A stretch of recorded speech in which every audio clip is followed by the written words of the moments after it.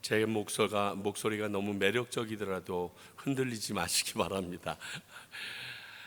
이번 주 금요일 날은 우리 장로님이 찬양 인도를 해야 되지 않을까 하는 아주 불안한 생각이 들 정도로 지난 3일 동안 우리 아내가 이렇게 힘들었겠구나를 생각하면서 그냥 끙끙 앓았는데 하도 기침을 많이 하니까 목소리는 돌아오지가 않네요. 오늘 우리 함께 나눌 말씀 생각해 봅니다. 요한복음 2장 23절부터 25절까지의 말씀입니다. 요한복음 2장 23절부터 25절까지의 말씀입니다. 저와 여러분이 한 절씩 교독하시도록 하겠습니다. 마지막 절은 같이 읽고요. 제가 먼저 읽습니다. 6월절에 예수께서 예루살렘에 계시니 많은 사람이 그의 행하시는 표적을 보고 그의 이름을 믿었으나 예수는 그의 몸을 그들에게 의탁하지 아니하셨으니 이는 친히 모든 사람을 아시며 또 사람에 대하여 누구의 증언도 받으실 필요가 없었으니 이는 그가 친히 사람의 속에 있는 것을 아셨음이니라. 아멘. 오늘 말씀은 진짜 2장을 정리하면서 딱 석 3절이 나온 말씀인데 이 3절 안에 예수님이 앞으로 이 땅 가운데 공생애를 하시는 3년 동안의 모든 그분의 원칙과 방향이 싹 들어 있습니다. 다시 말하면 하나님의 사람으로서 이 땅을 살아가면서 특히 저 같은 목회자들에게는 더욱 중요한 내용이면서 믿는 자들에게도 이 말씀처럼 이 땅을 살아가는 게 합당하도다라고 이야기해 주는 듯한 그러한 귀한 말씀입니다. 다르게 얘기하면 사람의 마음을 다 알고 계시는 그 예수님에 대해서 이야기합니다. 그랬을 때 과연 어떠한 일이 일어나는가? 아시다시피 오늘 이 얘기가 나오게 되기 전까지 제일 큰 문제는 성전에서 있었던 장사하는 사람들의 문제였습니다. 그들을 보시고 그 성전을 정결하게 하시기 위하여 그들을 내어 쫓으시고 동전 바꾸는 사람들의 상을 뒤집어 엎으셨죠. 이것을 보고 당시에 유력한 유대인들이 네가 어떤 일로 이 일을 행하느냐, 네 권위가 어떤 것인지 하여간 우리에게 좀 표적이라도 보여줘라 라고 요청을 합니다. 이때 예수님께서는 그들을 향하여 내가 너희들에게 보여줄 테니까 성전 헐어라, 내가 사흘 만에 다시 세우겠다. 근데 이 말이 제자들도 예수님이 부활하신 다음에 성령이 임하신 다음에야 깨닫는 말씀이었으니까 그들은 이걸 깨닫지 못하고 결국 이 말씀을 빌미로 예수님을 신성모독죄로 십자가에 달아버리게 됩니다. 어찌되었든 예수님께서 예루살렘에서 표적을 행하십니다. 그리고 그때가 6월절이었기 때문에 많은 사람들이 이 예수님이 표적 행하심을 보고서 예수님에 대하여 믿게 되기 시작했다라고 써 있습니다. 그러나 예수님은 그 믿는 사람들에게 의탁하지 아니하고 신뢰하지 않으셨다라는 말로서 오늘 말씀이 끝납니다. 자, 우리 한번 생각해 보겠습니다. 첫 번째 23절 보니까 표적을 보고 믿는 믿음이 과연 어떠한 것인가? 기적을 보고 믿는 거죠. 과연 기적을 보고 믿음을 가지게 된 사람들이 모두 다 부정적인 것인가? 그렇다면 오늘 예수님께서 이렇게 반응하신 이유가 무엇인지 우리 한번 살펴보고 묵상한 것을 나누도록 하겠습니다. 제가 보기에 표적, 기적을 보고 믿음을 소유하게 되는 것은 부정적인 것만은 아닙니다. 예수님의 표적도 하나님이 주신 기적을 경험하는 것은 나쁜 일이 아닙니다. 저는 여러분들에게 그것을 경험하실 수 있으면 다 경험하셨으면 참 좋겠습니다. 안 그래요? 요한복음 20장 30절 볼게요. 예수께서 제자들 앞에서 이 책에 기록되지 아니한 다른 표적도 많이 행하셨으나 31절 오직 이것을 기록함은 너희로 예수께서 하나님의 아들 그리스도이심을 믿게 하려 하며 또 너희로 믿고 그 이름을 힘입어 생명을 얻게 하려 합니다. 그렇습니다. 예수님께서 이렇게 많은 표적을 그들에게 베푸셨던 이유는 그분이 예수님이신 그분이 하나님의 아들이시고 오시마 약속했던 메시아 그리스도이심을 믿게 하기 위하여 그 표적들을 너희들에게 알려준 것이고 그 일을 행하시면서 공생애를 살아내셨다라고 말합니다. 그러니까 이게 부정적인 것은 아닙니다. 다만 이런 신비주의적인 체험만을 강조하거나 그것만을 원하는 태도가 바르지 않다는 겁니다. 그렇잖아요. 항상 그런 일만 일어나는 건 아니거든요. 이런 하나님의 기적을 경험하는 것은 사실 우리의 신앙에 큰 전환점이 될 수도 있고요, 우리 믿음에 도움이 되기도 합니다. 그렇기 때문에 이 기적을 보고 믿는 믿음이 다 부정적인 건 아닙니다. 뭐 방언을 했니, 병이 나았느니, 어떠한 기적을 보았기 때문에 예수님을 믿느니, 이게 나쁜 게 아니에요. 그러나 그것 한번 경험하고 나면 그것만 다라고 생각해요. 이런 거랑 똑같아요. 내가 어디에 가서 병 고침을 받았습니다. 그러면 그 기도원만 축 찰나게 갑니다. 내가 힘들고 지쳤을 때는 그 기도원에 가야 내 영혼이 다시 사는 것 같고 또 그 기도원에서만 하나님께서 하시는 일이 사실인 것 같아요. 충분히 사람이면 그럴 수 있습니다. 그러나 우리 하나님은 그런 분이 아니십니다. 그런데 우리는 그렇게 합니다. 제가 한동안 하와이 코나에 있는 DTS를 가라고 우리 하영조 목사님도 그러시고 많은 지체들이 그렇게 추천을 많이 해줬어요. 근데 약간 제 안에 안 좋은 생각이 있었던 게 뭐냐면, 그곳에서 일어나는 일들을 전 부정하지 않고 저도 경험했기 때문에 상관이 없지만 그곳에서만 하나님이 만지시고 역사하신다라고 믿는 그 자체가 너무 답답했어요. 물론 그곳에서 강하게 하나님이 역사하시는 경우가 있습니다. 저희 교회도 들어오시는 분들이 딱 자리에 앉으면 너무 평안하고 기도가 잘 나온다고 그래요. 그런 자리가 있습니다. 그런 하나님의 기름 부으심이 있는 곳이 있습니다. 그러나 하나님이 그곳에서만 그렇게 하셨다라고 하면 하나님께서 온 열방 가운데 이렇게 많은 교회를 세우시거나 하나님의 사람들을 흩으셔서 복음을 전하게 하실 이유가 없지 않으셨겠어요? 그러니까 그곳에서 내가 특별한 은혜를 받아서 어떨 때 내가 그곳을 사모해서 갈 수는 있지만 그곳에서만 하나님의 은혜와 하나님의 능력이 나에게 임한다라고 그 기적만을 바라고 나가는 모습들은 오늘 말씀을 통해서 볼 때 그렇게 바른 것이 아니라는 부분을 알려준다는 것입니다. 이걸 기억하십시오. 그래서 그렇게 받았고 믿고 자라가는 사람들에 대해서 그 믿음이 온전한 믿음인지를 두고 볼 필요가 있습니다. 그 믿음이 하나님이 바라시는 바른 건전한 믿음의 모습인지 한번 살펴볼 필요는 있다는 것이에요. 왜냐하면 그런 믿음일 경우에 사라지는 믿음일 수도 있고요, 또 변하는 믿음이 될 수도 있기 때문에 그렇습니다. 요한복음 2장 11절 봅니다. 이미 우리가 가나의 혼인잔치에서 나눴는데 예수께서 이 첫 표적을 갈릴리 가나에서 행하여 그의 영광을 나타내심에 제자들이 그를 믿으니라. 자, 제자들이요, 예수님께서 물로 포도주 만드시는 것을 보고 예수님께서 우리에게 말씀하신 것처럼 랍비 정도의 수준이 아니라 메시아구나 하는 것을 믿기 시작했다라는 이야기입니다. 동일하게요, 요한복음 6장 26절 말씀입니다.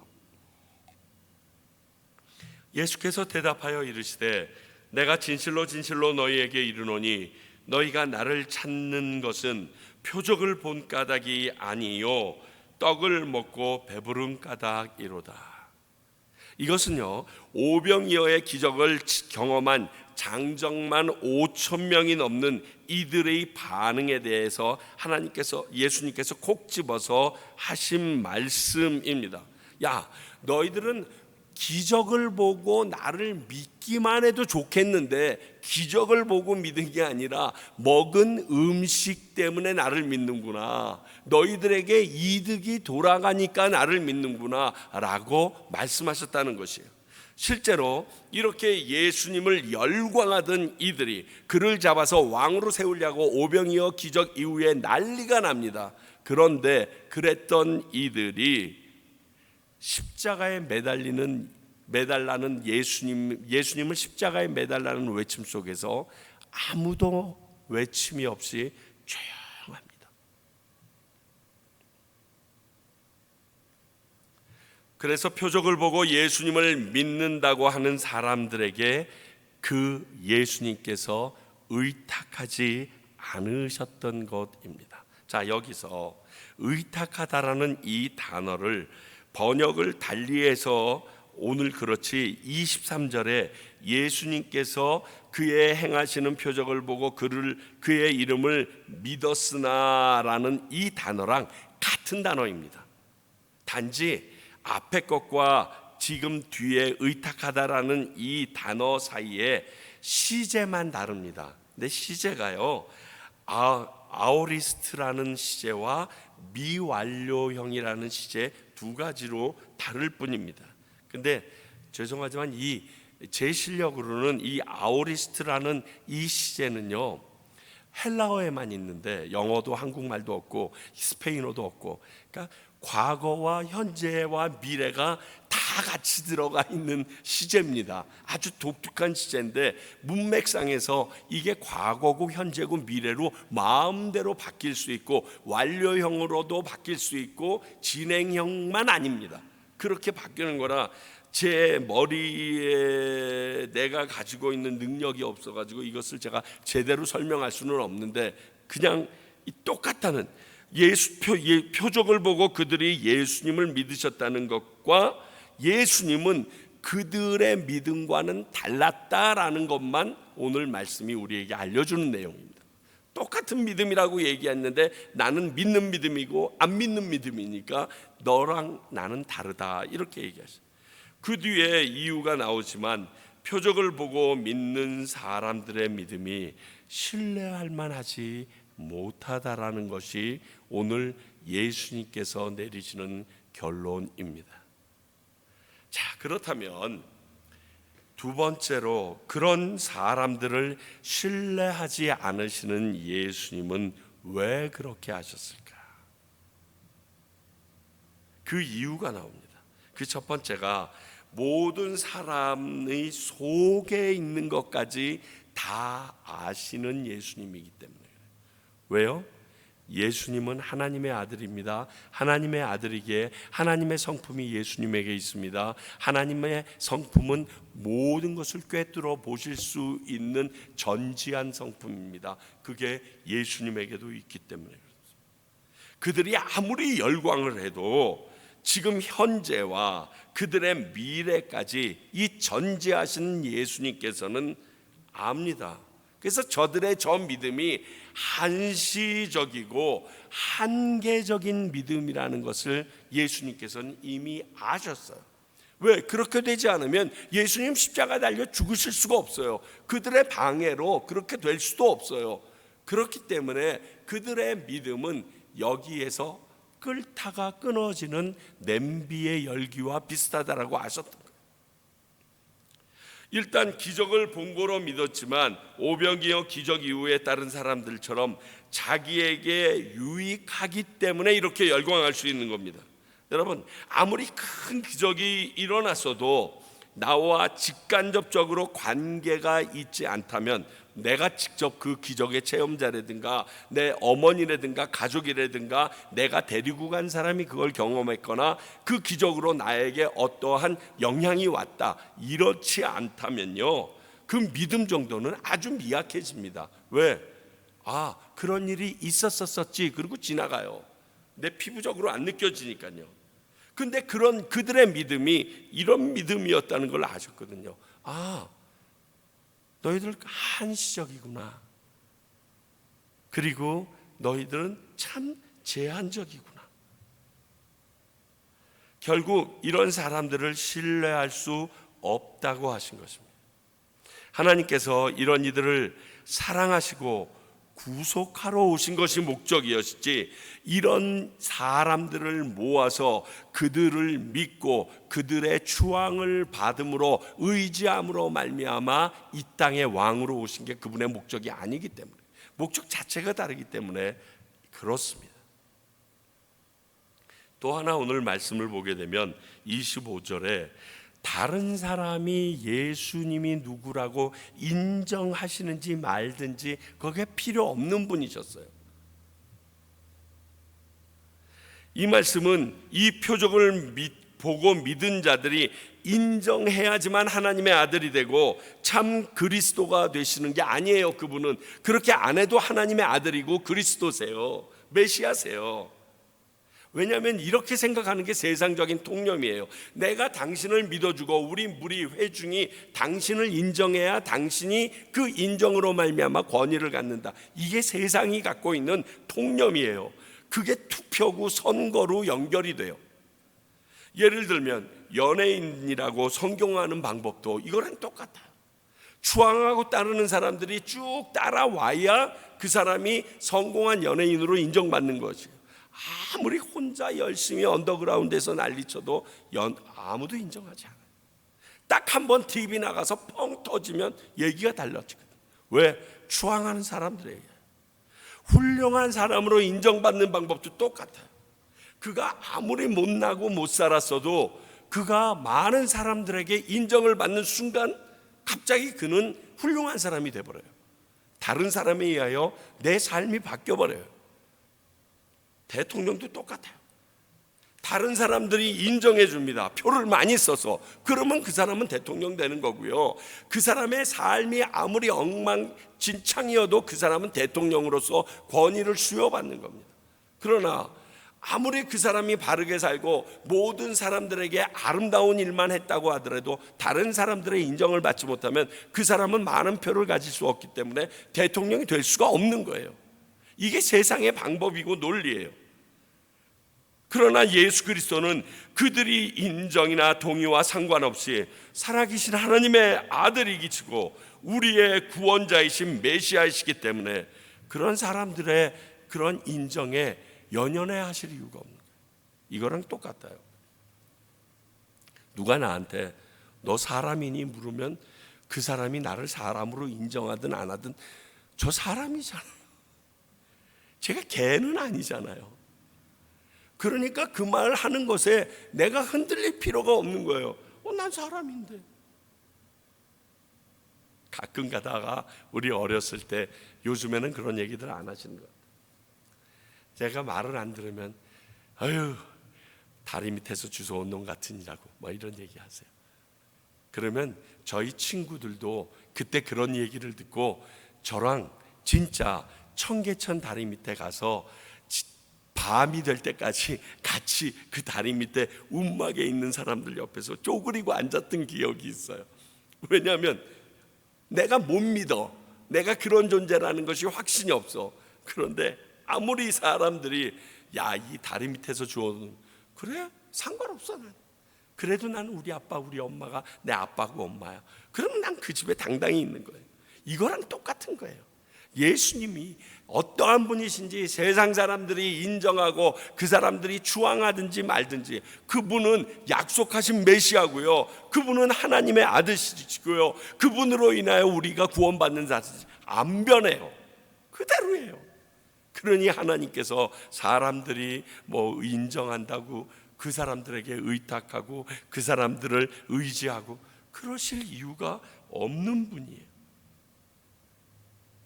사랑하는 성도님, 우리들도 알아야 합니다.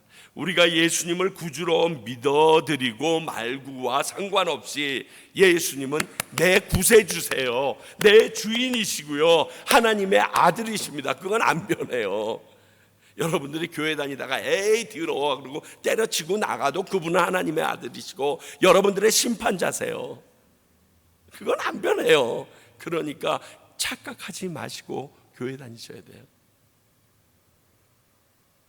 여기서 중요한 거는 그 예수님이 지금 우리들의 마음도 다 아신다는 사실이에요. 이게 중요해요. 거짓을 버리고 진실에게 살아야 되는 이유가 여기 있어요. 주님 앞에서 당연한 거지만 언제나 그래야 한다는 겁니다. 나의 속마음까지도, 나의 지나온 모든 과정까지도 다 알고 계시기 때문에 그래요. 오늘따라 왜 이렇게 찬양을 써놨는지. 주여 진실하게 하소서. 오늘 하루 순간순간을 주가 주신 힘으로 승리하기 원하네. 주여 나를 진실하게 하소서. 이 찬양의 가사처럼요, 우리는 매 순간 이런 마음의 자세로 살아가야 됩니다. 그리고 이런 매 순간 이러한 삶을 살기 위하여 나를 도와주실 주님을 전적으로 의지하며 살아야 합니다. 사람들을 의식하고 그분들이 인정해주고 그분들이 많이 모였기 때문에 인정받는 것, 이게 중요한 게 아닙니다.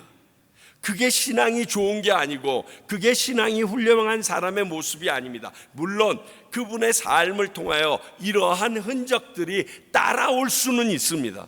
따라오게 됩니다. 그러나 이것을 생각하고 사람들을 생각하며 살아가는 그 모습보다 더 중요한 건 하나님을 인지하고 나를 아시는 예수님을 알고 그분이 내 마음을 바라보신다는 것을 믿고 살아가는 게 훨씬 중요합니다. 예수님이 그런 분이셨어요.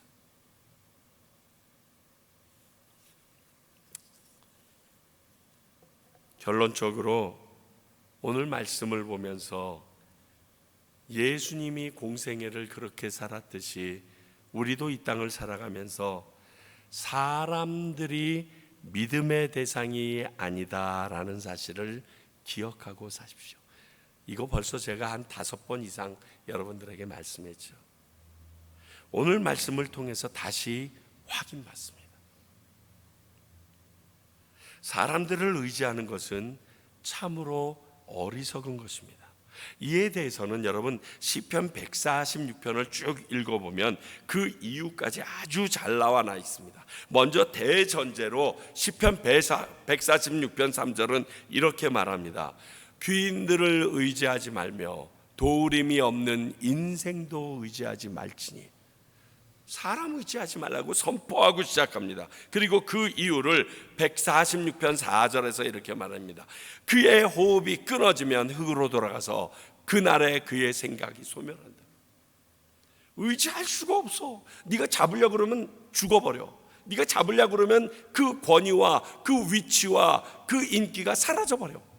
그 가지고 있던 재물과 모든 것이 하루아침에 없어지게 돼. 그렇게 하신 그게 인생이 돼. 우리 인생은 너무나 유한하고 다음 날을 기약할 수 없을 정도로 연약한 존재라는 겁니다. 그런데 그런 존재인 사람을 의지하면 똑같이 결말은 유한함으로 내가 하고자 하는 일이 막히고요, 연약함으로 인하여 무너지게 되어 있습니다. 이게 진리라는 거예요. 예수님도 자신을 믿는다고 따르는 무리들을 오늘처럼 신뢰하지 않으셨다는 걸 기억하십시오. 그러나 예수님은 이들을 끝까지 사랑하셨습니다. 요한복음 13장 1절, 유월절 전에 지금 오늘 나와 있는 유월절은 예수님께서 첫 번째 올라갔던 유월절이고요. 요한복음 13장에 나오는 이 유월절은 세 번째 올라가셨던 마지막 유월절. 이 유월절이 지나고 그분께서는 십자가에 달리시는 거거든요. 이 유월절 전에 예수께서 자기가 세상을 떠나 아버지께로 돌아가실 때가 이른 줄 아시고, 십자가에 달릴 때가 이른 줄 아시고, 세상에 있는 자기 사람들을 사랑하시되 끝까지 사랑하시니라. 이러고서 시작되는 게 성찬식이에요. 성만찬이에요. 예수님의 마지막 성만찬이 이 뒤에 쭉 이어집니다. 그러므로 우리도 예수님처럼 사람을 믿고 의지하기보다는 그들을 끝까지 품고 사랑하시는 것이 예수님의 가르침을 실천하는 바른 신앙인으로서의 모습이고 제자로의 바른 모습이라는. 나도 못 믿는 나를 누구에게 믿으라고 하는 건지 참 내가 그렇게 말을 해도 아마 스스로 안심할 거예요. 이 아빠만 믿어봐. 아니, 아빠를 어떻게 믿어? 내일이 없던데요. 전화를 했어요. 5월 6일이지?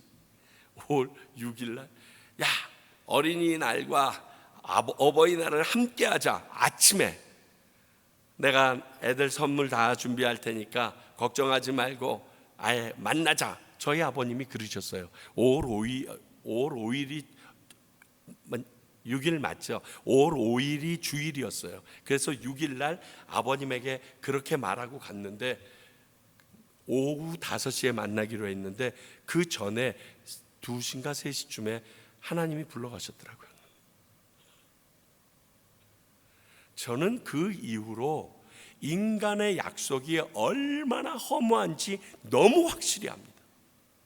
아침 9시인가 10시에 전화했어요. 저희 아내가 마지막 통화를 받았어요.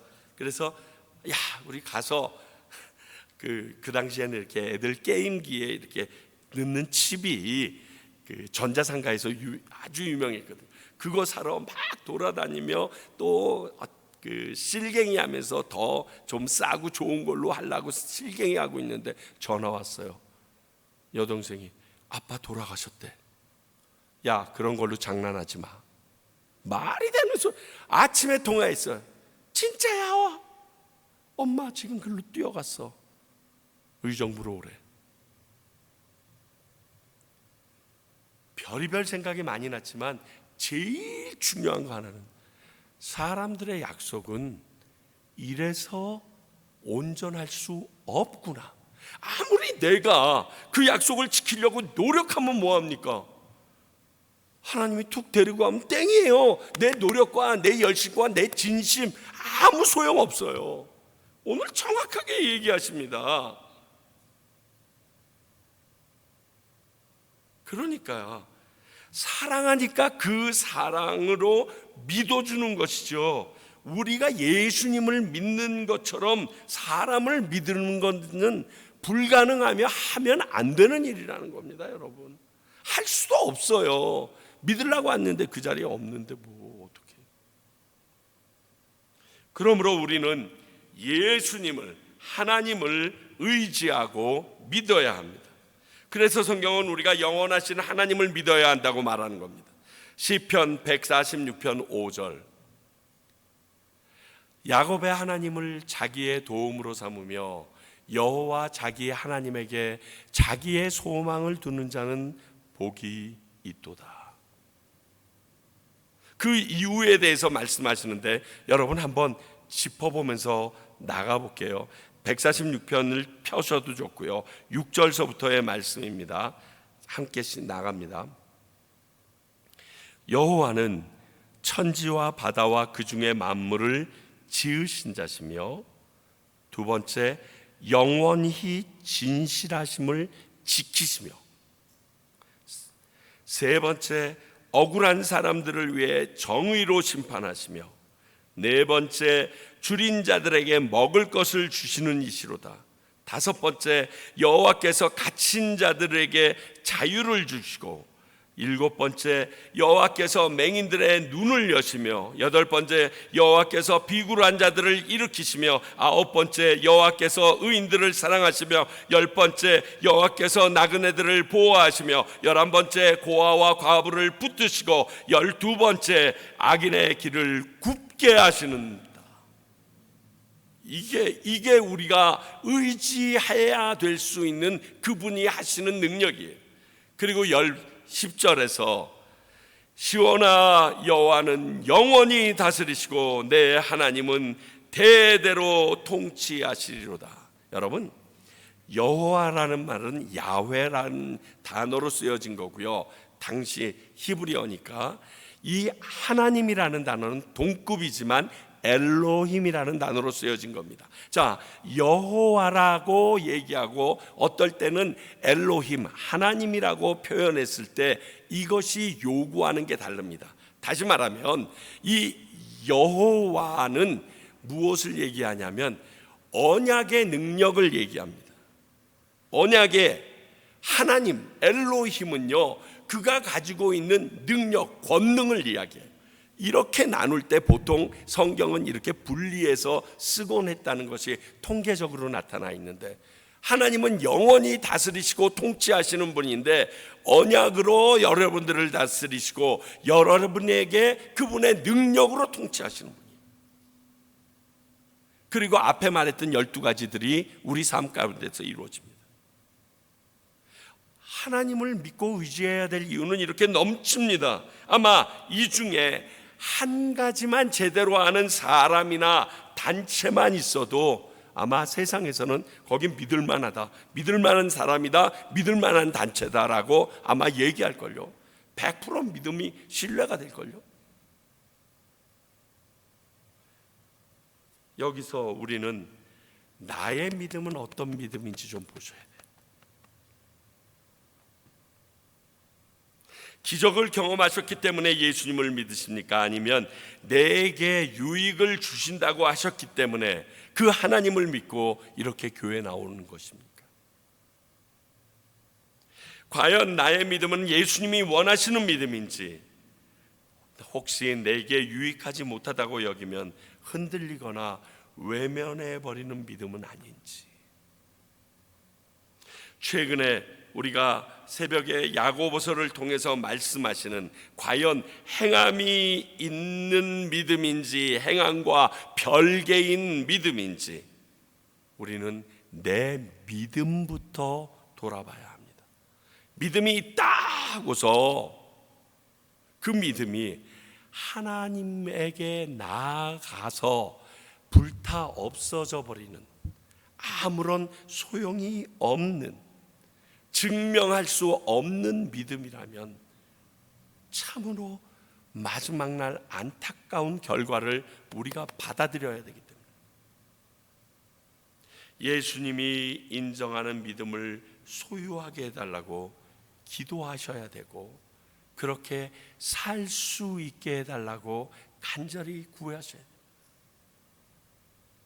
오늘 사람들의 마음을 아시는 예수님께서 예수님의 표적을 보고 따라오는 많은 사람들에게 그들이 나를 믿은 것처럼 그들을 믿어주지 않으신 대신 그들을 사랑하시고 앞으로의 내 공생애를 살아간다. 믿는 사랑하는 너희들아, 너희들이 이 땅을 예수 믿는 자로 살아갈 때 그들을 믿고 의지하고 그들의 인정을 바라고 살아가지 말고 그들을 사랑함으로 끝까지 품고 살아가라. 목회자들에게 굉장한 중요한 메시지고요, 믿는 우리들에게도 믿음의 목적이 굉장히 분명케 하시는 말씀입니다.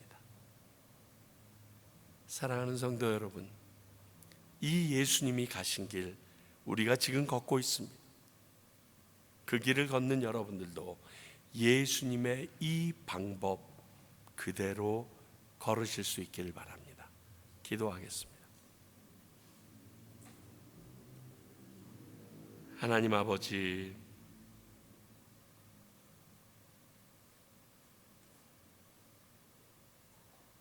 은혜로 내게 주어진 것들, 하나님의 사랑으로 내가 받은 것들, 내가 그분을 인정했기 때문에 내게 주어진 것이 아닌 것들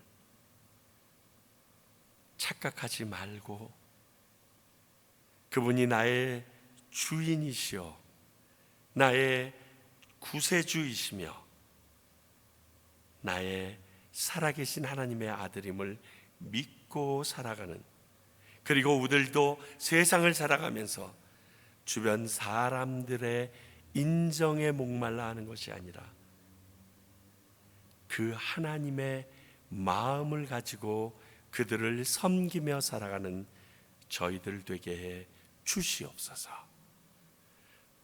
지금은 우리 주 예수 그리스도의 은혜와 하나님의 사랑과 성령님의 말씀을 통하여 우리의 살아갈 길을 비춰주시니, 우리가 정말 예수님이 이 땅을 살아갔던 모습처럼 그렇게 살아가기로 결단하고 주님께 도움을 구하는 주의 백성들과, 또 그 말씀을 바르게 가르치는 평강교회와 그 말씀의 의지대로 살아가기 위하여 복음을 전하시는 선교사님들 위해 이제로부터 영원히 함께 하시기를 간절히 축원하옵나이다.